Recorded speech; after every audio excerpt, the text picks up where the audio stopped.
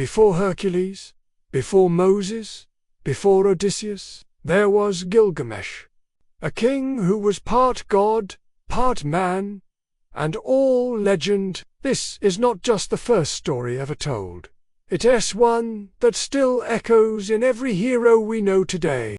So, if you're ready to journey through forgotten temples, fight celestial beasts, and face death itself, strap in. Nearly 5,000 years ago, when the world was young and civilization itself was still finding its footing, there existed a land between two mighty rivers. The Tigris and Euphrates carved their ancient paths through Mesopotamia, creating fertile valleys where humanity first learned to build cities that touched the sky. In this cradle of civilization, where writing was born and laws were first carved in stone, rose the greatest city of its age. Uruk was not merely a settlement or even a grand city by the standards of its time. It was a marvel that defied comprehension, a testament to human ambition and divine favor. Its walls stretched for miles, built from bricks that gleamed like gold in the desert sun. These weren't ordinary fortifications, but monuments to power itself, rising so high that they seemed to challenge the heavens. Within these walls stood temples that pierced the clouds, ziggurats that served as stairways between the mortal realm and the domain of the gods. The streets bustled with merchants from distant lands, their caravans heavy with spices, precious metals, and exotic goods that spoke of trade routes spanning continents. The city's markets overflowed with abundance. Farmers brought grain from fields made fertile by the river's annual floods. Craftsmen displayed pottery, jewelry, and weapons that would be treasured for generations. Priests conducted rituals in temples dedicated to gods whose names would echo through millennia. Scribes recorded transactions, laws, and stories on clay tablets, unknowingly creating the first chapters of recorded human history. Uruk was more than a city. It was the beating heart of the known world, the jewel of Sumer, the crown of human achievement, and at the center of this magnificent civilization, seated upon a throne that commanded respect from both mortals and immortals, ruled a king unlike any who had come before or would come after. His name was Gilgamesh, and he was no ordinary monarch. The blood of gods flowed through his veins, making him 2/3 divine and only 1/3 human. This divine heritage granted him strength that could shatter stone, wisdom that surpassed the greatest scholars, and a presence that commanded absolute authority. Gilgamesh stood taller than any man, his physique sculpted as if by the gods themselves. His eyes held the depth of ancient knowledge, and his voice carried the weight of divine command. When he walked through the streets of Uruk, the very ground seemed to acknowledge his presence. He could lift stones that required dozens of ordinary men to move. His intellect grasped concepts that eluded the wisest counselors. In battle, he was unstoppable, a force of nature that enemies fled from rather than face. Yet for all his divine gifts, for all his supernatural abilities and godlike presence, Gilgamesh possessed a fatal flaw that would define his early reign and set in motion the events that would transform him from tyrant to hero. His power had corrupted him, turning him into a ruler who saw his subjects not as people to protect and serve, but as resources to exploit for his own glory. The king worked his people mercilessly, conscripting them for massive building projects that served only to glorify his name. Young men were torn from their families to construct ever-grander monuments to his ego. The strongest were forced into his armies, not to defend Uruk from external threats, but to expand his territory and bring him more tribute. He took whatever caught his fancy, whether it belonged to merchant princes or humble farmers. No woman was safe from his desires, no man's property secure from his whims. The people of Uruk, who should have been the most blessed in the world under the rule of a god-king. They whispered in dark corners about their ruler's cruelty, Mothers wept for sons taken for the king's projects. Fathers raged silently at injustices they were powerless to prevent. The very citizens who had built the greatest city on earth found themselves slaves to the whims of their divine ruler. In their desperation, the people did what humans have always done when earthly power fails them. They turned to the heavens. In temples throughout Uruk, prayers rose like incense smoke. Citizens prostrated themselves before altars, begging the gods to hear their pleas. They offered sacrifices, performed rituals, and poured out their hearts in supplication. Their message was simple but desperate. Save us from our Savior. Free us from our protector. Deliver us from our God. And in the celestial realm, where gods debated the fates of mortals and immortals alike, these prayers were heard. The divine council convened, their voices echoing across dimensions as they discussed the problem of Gilgamesh. Here was a being of their own creation, blessed with divine power, yet using that power to oppress rather than elevate humanity. Something had to be done.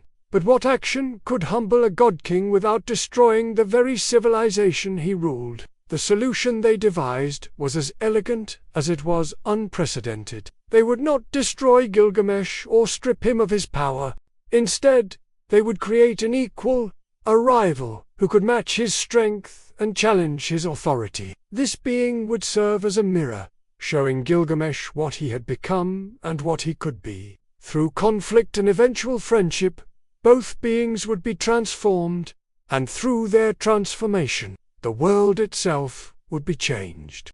The gods' plan was set in motion, and the wheels of fate began to turn. In the wilderness beyond Uruk's mighty walls, something new was about to be born. Something that would challenge everything Gilgamesh believed about power, kingship, and what it meant to be human. In the vast wilderness that stretched beyond the borders of civilization, where no city walls offered protection and no laws governed behavior, the gods began their work of creation. They gathered clay from the earth itself, the same primordial substance from which the first humans had been formed. But this would be no ordinary creation. Into this clay, they breathed not just life, but wildness itself, creating a being who embodied the untamed spirit of nature. From this divine act emerged Enkidu, a creature unlike anything the world had ever seen. He was massive in stature, his body covered in thick hair that made him appear more beast than man. His strength rivaled that of the mightiest lions. His speed matched that of the swiftest gazelles. He knew nothing of human customs, human language, or human civilization.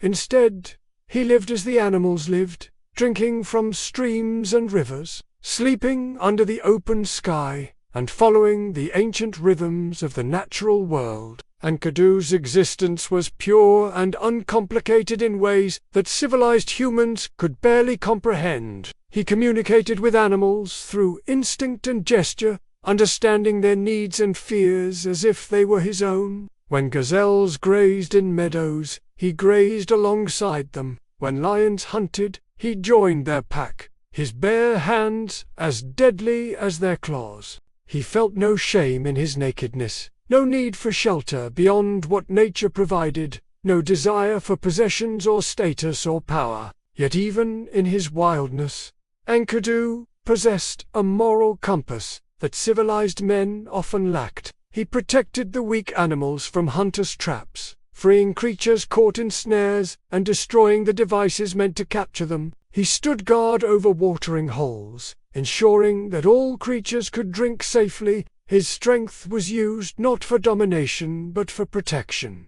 not for conquest but for preservation of the natural order. Word of this wild man eventually reached the hunters and trappers, who worked the borderlands between civilization and wilderness. They spoke in hushed tones of a creature who sabotaged their work, who freed their prey and destroyed their carefully laid traps. Some claimed he was a demon, others a god in disguise. All agreed that something had to be done about this threat to their livelihood. The reports eventually reached Gilgamesh himself, and the king's interest was piqued. Here was a being of apparent great strength, living beyond the reach of his authority. The very existence of such a creature seemed to challenge his supremacy. But Gilgamesh was cunning as well as powerful, and he devised a plan that would either bring this wild man under his control or eliminate him as a threat. The king summoned Shamhat, a priestess from the temple of Ishtar, goddess of love and fertility. Shamhat was renowned not only for her beauty, but for her wisdom and her understanding of the deeper mysteries of human nature. She served the goddess, who governed the transition from wildness to civilization, from animal instinct to human consciousness. If anyone could tame this wild creature, it would be she. Shamhat journeyed into the wilderness, guided by hunters who knew where Enkidu could be found.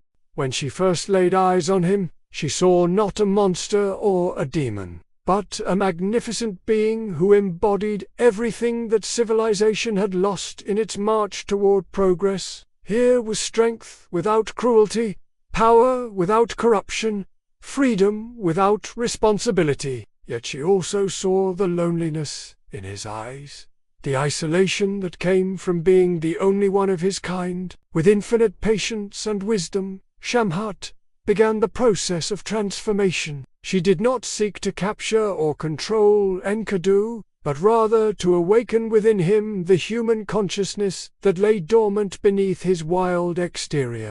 She taught him language, starting with simple words and gradually building to complex concepts. She introduced him to cooked food, showing him flavors and textures he had never experienced. She shared with him the arts of civilization, music that could stir the soul, stories that could transport the mind, and the profound intimacy that could exist between two conscious beings. Most importantly, she taught him about love, not merely the physical attraction that animals feel, but the deep emotional connection that defines human relationships. Through her patient instruction, Enkidu began to understand concepts like loyalty, sacrifice, and the willingness to put another's welfare above one's own. He learned about friendship, about the bonds that could exist between individuals who chose to stand together against the world. As days passed, a remarkable transformation took place. Enkidu's wild hair began to thin and organize itself into more human patterns. His posture changed as he learned to walk upright with the dignity of a man rather than the crouch of a beast. His eyes, once reflecting only animal instinct, began to show the depth and complexity of human thought and emotion. He was becoming civilized, but in the process, he was also losing something precious and irreplaceable. The animals that had once been his companions now fled from him, sensing that he was no longer one of them. The gazelles that had grazed peacefully beside him now scattered when he approached. The lions that had accepted him as a member of their pride now saw him as a threat, or, worse, as irrelevant. He had gained humanity, but at the cost of his connection to the natural world that had been his home. Yet what he gained was perhaps even more valuable than what he lost. Shamhat told him stories of the great city of Uruk, of its magnificent walls and towering temples. She spoke of its king Gilgamesh, describing his great strength and wisdom, but also hinting at his cruelty and tyranny. As Enkidu listened to these tales, something stirred within him, a sense of purpose that he had never felt in his wild existence. Here was a being who, like himself, possessed great power, but who was using that power to oppress rather than protect. The same moral instinct that had driven Enkidu to free trapped animals now compelled him to confront this tyrant king. He had been created as Gilgamesh's equal, and though he did not yet understand the divine purpose behind his existence, he felt the pull of destiny drawing him toward Uruk. When Shamhat judged that his transformation was complete, she led him toward the great city. As they traveled, she continued his education, teaching him the customs and expectations of civilized society. She explained concepts like law and justice, authority and rebellion, duty and freedom. By the time the walls of Uruk appeared on the horizon, Enkidu had become fully human in mind and spirit. Even as he retained the incredible physical power of his wild origins, the stage was now set for a confrontation that would shake the foundations of the world's greatest city and transform both participants in ways neither could imagine. The meeting between Gilgamesh and Enkidu was destined to be cataclysmic, a collision between two forces of nature that would reshape both their destinies. When Enkidu entered Uruk, he found a city in the grip of one of its king's most tyrannical displays of power. Gilgamesh had declared his intention to exercise the ancient right of kings to claim any bride on her wedding night, and the entire city trembled at this latest abuse of royal privilege. Enkidu, still new to civilization but already possessing a keen sense of justice, was appalled by this display of arbitrary power. Here was everything that Shamhat had warned him about, everything that his own moral instincts rebelled against. When Gilgamesh approached the wedding chamber, confident in his divine right to take whatever he desired, he found his path blocked by a figure nearly as imposing as himself. The two titans faced each other in the narrow street, and for a moment time seemed suspended. Gilgamesh, accustomed to immediate submission from all who encountered him, was shocked to find someone who dared to stand in his way. Enkidu, drawing upon all the protective instincts that had once driven him to guard the animals of the wilderness, prepared to defend the innocent against this divine tyrant. What followed was a battle that shook the very foundations of Uruk. Their superhuman strength, cracking stone walls and shaking the earth beneath their feet, citizens fled in terror as the two warriors crashed through buildings and monuments, neither able to gain a decisive advantage over the other.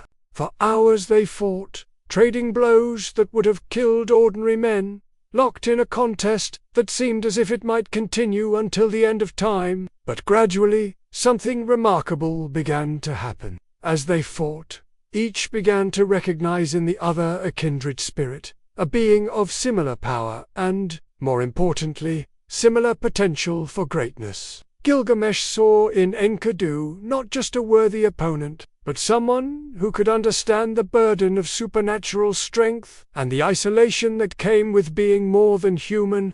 Enkidu saw in Gilgamesh not just a tyrant, but a being who had been corrupted by power rather than born evil, someone who might yet be redeemed. When exhaustion finally forced them apart, both warriors were transformed. The fight had purged something toxic from Gilgamesh's spirit, showing him what it meant to face an equal rather than dominate inferiors. For Enkidu, the battle had completed his transformation from wild creature to civilized being, giving him a place in human society and a purpose worthy of his great strength. From this mutual recognition was born one of literature's greatest friendships. Gilgamesh abandoned his tyrannical ways, recognizing in Enkidu not just an equal but a better version of what he himself could become. Enkidu found in Gilgamesh not just a friend but a brother, someone who could share the burden of being different from ordinary humanity. Together, they began to dream of deeds that would make them worthy of their extraordinary gifts. It was Gilgamesh who first proposed the quest that would define their partnership. In the distant cedar forest, beyond the borders of civilization, dwelt Humbaba, a monster of incredible power appointed by the gods as guardian of the sacred trees. For generations, this creature had terrorized the region, preventing humans from harvesting the precious cedar wood needed for their greatest construction projects. No warrior had ever dared to challenge Humbaba and return alive. But Gilgamesh saw in this monster not just a threat to be eliminated, but an opportunity for him and Enkidu to prove themselves worthy of their divine heritage. By slaying Humbaba, they would not only rid the world of a terrible menace, but also demonstrate that their power could be used for the benefit of humanity rather than its oppression. The quest would transform them from mere possessors of great strength into true heroes. Enkidu was initially reluctant to undertake such a dangerous mission. His time in the wilderness had taught him to respect the natural order, and Humbaba was, in his way, a part of that order. The monster served the god's purpose in protecting the sacred forest, and challenging him might bring divine wrath upon them both. But Gilgamesh's enthusiasm was infectious, and eventually Enkidu agreed to join the quest, partly out of loyalty to his friend, and partly out of a growing desire to test himself against the greatest challenges the world could offer. The preparation for their journey was extensive. They commissioned the finest weapons that Uruk's craftsmen could create, armor that could withstand supernatural attacks, and supplies for a journey into unknown territories. The entire city became involved in the preparations, as citizens who had once feared their king now took pride in his heroic ambitions. Priests performed rituals to gain divine favor, while elders shared ancient knowledge about the cedar forest and its monstrous guardian. The journey itself was an epic in miniature, taking them through landscapes that grew increasingly strange and threatening as they moved away from civilization. They crossed deserts where the sun seemed to burn with unnatural intensity, climbed mountains where the very rocks seemed to whisper warnings, and traversed valleys where shadows moved independently of the objects that cast them. Each night brought dreams filled with omens and portents, visions that seemed to come from the gods themselves. Some dreams were encouraging, showing them victorious over their monstrous foe and returning home as heroes. Others were terrifying, depicting their deaths in the cedar forest and their souls trapped forever in the underworld. Enkidu, with his closer connection to the natural world, was particularly sensitive to these divine messages, and more than once he urged Gilgamesh to abandon the quest and return to Uruk. But Gilgamesh pressed forward with the determination that had made him king, interpreting even the most frightening omens as challenges to be overcome rather than warnings to be heeded. His courage inspired Enkidu to continue, and together they pushed deeper into the wilderness, following ancient paths that few humans had ever traveled. When they finally reached the cedar forest, they found a realm unlike anything in the civilized world. The trees towered impossibly high, their branches forming a canopy so thick that little sunlight reached the forest floor. The air itself seemed alive with supernatural energy, and every sound was magnified and distorted by the strange acoustics of the sacred grove. This was clearly a place where the normal rules of reality did not apply, where mortals entered at their own peril. At the heart of this otherworldly forest waited Humbaba, and when the heroes finally encountered him, they understood why no warrior had ever survived a confrontation with this creature. He was enormous beyond human comprehension, his body a fusion of human and animal characteristics that spoke of divine creation. His face was a mask of pure malevolence, twisted into an expression of eternal rage. His breath was poisonous, capable of killing with a single exhalation, and his voice was like thunder, shaking the very foundations of the earth. The battle that followed tested every skill and strength that the two heroes possessed. Humbaba fought with the fury of a force of nature, wielding powers that seemed to control the very elements. He summoned winds that could knock down the mightiest trees, called forth earthquakes that split the ground beneath their feet, and breathed fire that could melt stone. Against such supernatural might, even the combined strength of Gilgamesh and Enkidu seemed inadequate. But the heroes had advantages that previous challengers had lacked. Their friendship gave them perfect coordination, allowing them to fight as a single entity with 4 arms and 2 minds. Gilgamesh's divine heritage protected him from the worst of Humbaba's supernatural attacks, while Enkidu's connection to the natural world allowed him to anticipate the monster's movements and counter his strategies. The turning point came when Humbaba, realizing that he was facing defeat, abandoned his rage and began to plead for mercy. The monster who had terrorized the region for generations suddenly revealed himself to be capable of fear, begging the heroes to spare his life and promising to serve them faithfully if they would only let him live. It was a moment that tested the heroes' character as much as their strength. Gilgamesh was inclined to show mercy, seeing in Humbaba's pleas an echo of his own transformation from tyrant to hero. But Enkidu, with his deeper understanding of the natural world's harsh realities, warned that mercy would be misplaced. Humbaba was a creature of the gods, bound by his nature to guard the cedar forest. If they spared him, he would inevitably return to his old ways, and their quest would have been for nothing. The decision to strike the killing blow was not made lightly, but it was made decisively. With a combination of divine strength and mortal determination, the two heroes ended Humbaba's reign of terror, freeing the cedar forest from its monstrous guardian. As the creature died, the very forest seemed to sigh with relief, as if a great weight had been lifted from the natural world. But their victory came at a cost that they did not immediately understand. By killing Humbaba, they had defied the will of the gods who had appointed him as guardian of the sacred grove. The divine council that had created Enkidu to humble Gilgamesh now watched with growing anger as their creation joined forces with the very tyrant he was meant to reform. The heroes had won a great victory, but they had also set in motion forces that would ultimately lead to tragedy. For now, however, they were content to bask in their triumph. They cut down the sacred cedars, claiming the precious wood as spoils of their victory, and began the long journey back to Uruk.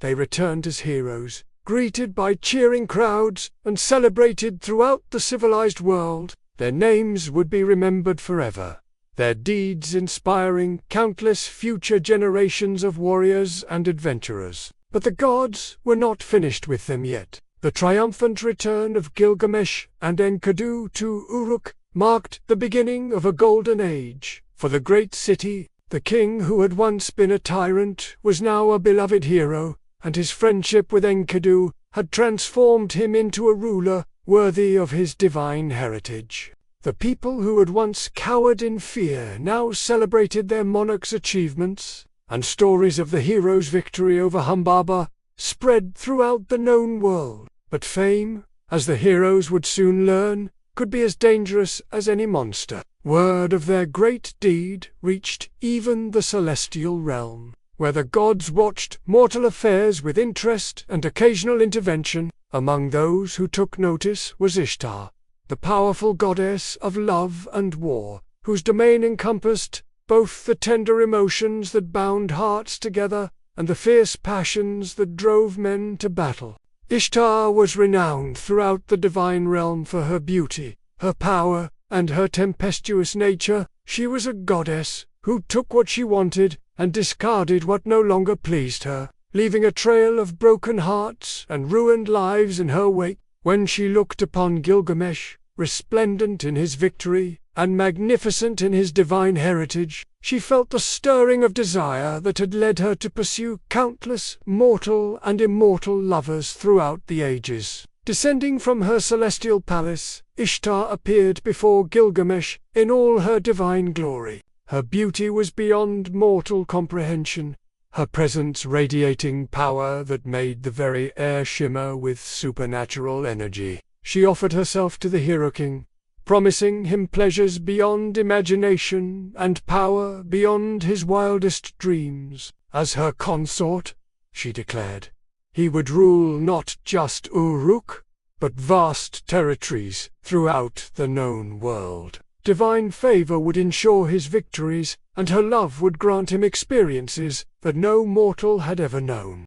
But Gilgamesh, transformed by his friendship with Enkidu and his victory over whom, was no longer the impulsive tyrant who had once taken whatever he desired. He had learned wisdom along with heroism, and that wisdom now served him well in this moment of supreme temptation. Instead of falling to his knees in gratitude for the goddess's offer, he stood tall and met her gaze with steady eyes. With a courage that bordered on madness, Gilgamesh rejected Ishtar's advances, but he did not simply decline her offer. He catalogued her history of failed relationships with devastating precision. He reminded her of Tammuz, the shepherd god who had been her lover until she tired of him and condemned him to spend half of each year in the underworld. He spoke of the bird who had loved her faithfully until she broke his wing in a fit of pique. He recounted the tale of the lion, perfect in his strength and majesty,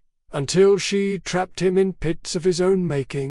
Each example was a dagger thrust into the goddess's pride, and Gilgamesh delivered them with the clinical precision of a scholar reciting historical facts. He painted a picture of Ishtar as a divine force of destruction, incapable of true love and destined to ruin everything she touched. Her beauty, he suggested, was merely a trap, her promises empty words designed to lure the unwary to their doom. The goddess's reaction was as swift as it was terrible. Ishtar's divine beauty transformed into something far more frightening as her rage consumed her. The air around her crackled with supernatural energy, and her voice, when she spoke, carried the promise of divine retribution. No mortal had ever dared to reject her advances, much less insult her, in such a public and humiliating manner. Gilgamesh would pay for his insolence, and his punishment would serve as a warning to any who might dare to defy the will of the gods. Ascending to the celestial realm in a fury that shook the very foundations of heaven, Ishtar sought out her father, Anu, the king of the gods. Before his throne, she prostrated herself and poured out her grievances, demanding justice for the insult she had suffered. Gilgamesh, she declared, had not merely rejected her love but had publicly humiliated her. Such defiance could not go unpunished, lest other mortals begin to think they could treat the gods with similar disrespect. Anu listened to his daughter's complaints with the weary patience of a father who had dealt with her tempestuous nature for aye. He understood that Ishtar's pride had been wounded, but he also recognized that Gilgamesh's rejection, while insulting, was not entirely unjustified. The goddess did indeed have a history of destroying her lovers, and the mortal king's refusal could be seen as wisdom rather than insolence. But Ishtar was not to be denied. She threatened to break down the gates of the underworld itself, releasing the dead to walk among the living and turning the natural order upside down if her father did not grant her request for vengeance. Faced with such a threat, and knowing his daughter's capacity for following through on her most extreme promises, Anu reluctantly agreed to her demands. From the celestial armory, he released the Bull of Heaven, a creature of such immense power that its very existence threatened the stability of the mortal world. This was no ordinary monster but a cosmic force, given physical form, a being whose strength rivaled that of the gods themselves. Its hooves could crack the earth's foundation, its breath could dry up rivers, and its rage could bring about natural disasters that would be remembered for generations. The Bull of Heaven descended upon Uruk, like a force of nature unleashed. The sky darkened as the creature approached, and the very air seemed to thicken with supernatural dread. When it landed within the city's walls, the impact sent shock waves through the ground that toppled buildings and opened great chasms in the earth. The Euphrates River, source of life for the entire region, began to dry up as the creature's supernatural presence disrupted the natural order. Citizens fled in terror as the Bull of Heaven rampaged through their city, its cosmic power reducing their greatest achievements to rubble. The walls that had stood for generations crumbled like sand, and the temples that had been built to honor the gods were trampled underfoot by this divine instrument of vengeance. Hundreds died in the initial assault, and thousands more faced death from thirst as the river continued to recede. But Gilgamesh and Enkidu were not ordinary mortals to be cowed by divine wrath. They had faced the monster Humbaba in his own domain and emerged victorious. They would not flee from this new challenge, no matter how overwhelming it might seem. Together, they confronted the Bull of Heaven in the heart of their beloved city, determined to protect their people even at the cost of their own lives. The battle that followed was unlike anything the world had ever witnessed. The Bull of Heaven fought with the fury of cosmic forces, its attacks reshaping the very landscape around them. Each charge sent tremors through the earth, each bellow shattered windows throughout the city, and each breath threatened to suffocate all life in the vicinity. Against such overwhelming power, even the combined might of the two heroes seemed insignificant. But Gilgamesh and Enkidu had learned to fight as one, their friendship forging them into a weapon more powerful than the sum of their individual strengths. While Gilgamesh engaged the creature head-on, drawing its attention and absorbing the worst of its attacks, Enkidu used his knowledge of animal behavior to predict its movements and strike at its vulnerable points. Their coordination was perfect, their timing flawless, and their determination absolute. The turning point came when Enkidu managed to grasp the Bull of Heaven by its horns, using his supernatural strength to hold the creature steady while Gilgamesh delivered the killing blow. It was a moment that required perfect trust between the two friends, as any hesitation or miscommunication would have resulted in both their deaths. But their bond held firm, and together they accomplished what no mortal had ever done before. They slew a creature of pure divine power. As the Bull of Heaven died, its cosmic energy dissipated back into the ether, and the natural order began to reassert itself. The Euphrates resumed its flow, the earth stopped trembling, and the sky cleared of the supernatural darkness that had shrouded the city. Uruk was saved, its people delivered from divine wrath by the heroism of their king and his friend. But their victory celebration was from her celestial palace. Ishtar looked down upon the scene of her champion's defeat with rage that burned hotter than the fires of creation. Not only had Gilgamesh rejected her advances and insulted her honor, but he had also destroyed the instrument of her vengeance, proving that mortal heroes could indeed defy the will of the gods. In a final act of spite, Enkidu seized one of the Bull of Heaven's massive legs and hurled it at Ishtar's temple, shouting insults that echoed throughout the divine realm. It was an act of defiance that sealed both heroes' fates, for the gods would not tolerate such open rebellion from mortals, no matter how heroic their deeds might be. The Divine Council convened in emergency session, their voices thundering across the heavens as they debated the punishment that should befall these defiant mortals. Gilgamesh and Enkidu had proven themselves capable of challenging divine authority and emerging victorious. Such power in mortal hands was dangerous, and such defiance could not go unpunished. The decree, when it came, was swift and merciless. The heroes had slain Humbaba, guardian of the sacred cedar forest, and they had destroyed the Bull of Heaven, instrument of divine justice. For these crimes against the natural order, one of them must die. The gods would not specify which one, leaving fate to make the final choice, but their judgment was absolute and irreversible. The golden age of heroism was about to end, and with it would come a transformation that would change Gilgamesh forever. The divine decree hung over Uruk, like a storm cloud, invisible to mortal eyes, but felt in the very air itself. Neither Gilgamesh nor Enkidu knew of the god's judgment, but both sensed that their string of victories had come at a price that had yet to be paid. The city celebrated their triumph over the Bull of Heaven, but the heroes themselves felt a growing unease, as if the very foundations of their world were shifting beneath their feet. It was Enkidu who first felt the touch of divine punishment. He began to experience dreams unlike any he had known before, visions that seemed to come from the deepest realms of the underworld itself. In these nocturnal journeys, he saw the land of the dead, a place of dust and darkness, where the spirits of the departed wandered in eternal twilight. He witnessed the judgment of souls, the weighing of deeds, and the terrible justice that awaited all mortals at the end of their earthly journey.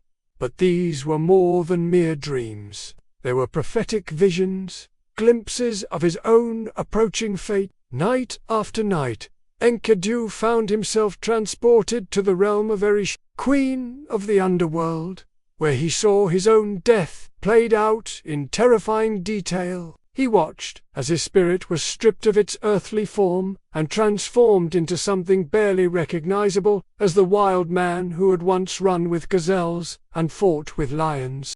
The psychological toll of these visions was enormous. Enkidu, who had always been a creature of the present moment, living fully in each experience without thought for the future, now found himself haunted by the certainty of his own mortality. The knowledge that his time was limited poisoned every moment of joy, turning triumph into tragedy and friendship into a source of unbearable pain. As the visions continued, Enkidu began to show physical signs of the divine curse that was consuming him. His great strength, which had once rivaled that of Gilgamesh himself, began to ebb like a tide retreating from the shore. His appetite disappeared, and food lost all taste and meaning. Sleep brought no rest, only more terrifying glimpses of the fate that awaited him. His body, which had been a perfect fusion of human intelligence and animal vitality, began to waste away as if consumed by an invisible fire. Gilgamesh watched his friends decline with growing desperation and rage. Here was a being who had transformed him from tyrant to hero, who had stood beside him in the face of monsters and gods, who had become closer than a brother. The thought of losing Enkidu was unbearable, but all of Gilgamesh's divine heritage and royal power seemed useless against this invisible enemy that was stealing his friend's life. The king summoned the greatest physicians in Uruk, masters of healing who had studied the arts of medicine for decades. They examined Enkidu with all their skill and knowledge, but found no disease they could identify, no wound they could treat, no poison they could purge from his system. This was not a mortal ailment, but a divine judgment, and no earthly remedy could counter the will of the gods. As Enkidu's condition worsened, he began to rage against. Why does Gilgamesh still matter? Because his journey is ours. Loss, friendship, failure, growth. We all chase something eternal, but forget to live in the now. And that is the power of stories. If you felt that, too, don't let this legend fade again. Like, share, and subscribe, because I'll tell you what happened is just getting started.